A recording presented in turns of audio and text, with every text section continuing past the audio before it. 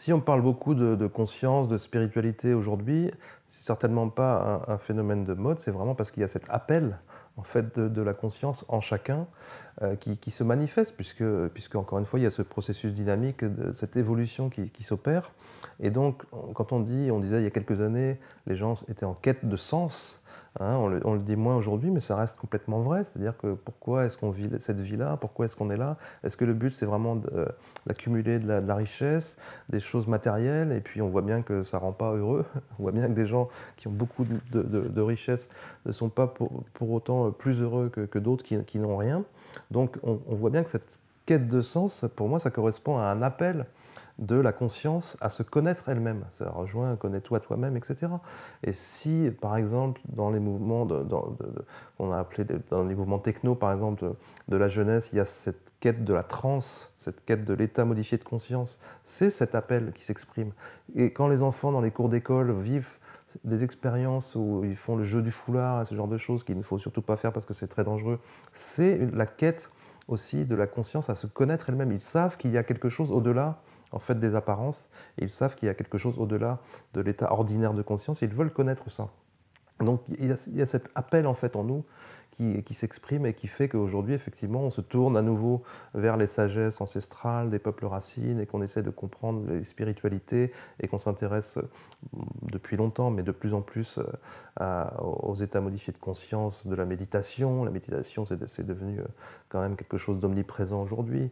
Avant ça c'était le yoga et puis il y a le tai chi, etc. Donc toutes ces pratiques-là bien sûr nous poussent à comprendre qu'on peut se connaître au-delà en fait de simplement des apparences, au-delà du corps physique. Et ça, c'est extrêmement encourageant parce que ça veut dire que cette évolution, elle se fait qu'on le veuille ou non finalement. Hein, et donc c'est porteur d'espoir évidemment. Hein.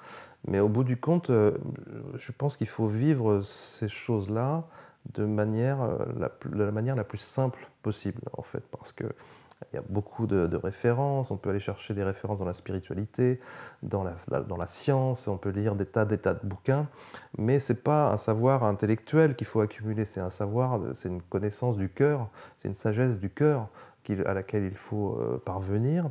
Et ça passe par un lâcher-prise, par une acceptation que finalement la meilleure façon de vivre la spiritualité, c'est pas d'accumuler les connaissances, c'est d'être capable, encore une fois, de se laisser traverser par cette force et de traduire ça par de l'amour, du respect, de la bienveillance, sans être naïf évidemment sur des choses qui se passent autour de nous, sur d'éventuelles manipulations, etc. Mais d'essayer d'exprimer ces valeurs-là de manière la plus simple possible, d'être ouvert à l'autre, d'être à l'écoute de l'autre, d'être capable de regarder l'autre, de l'accueillir, etc.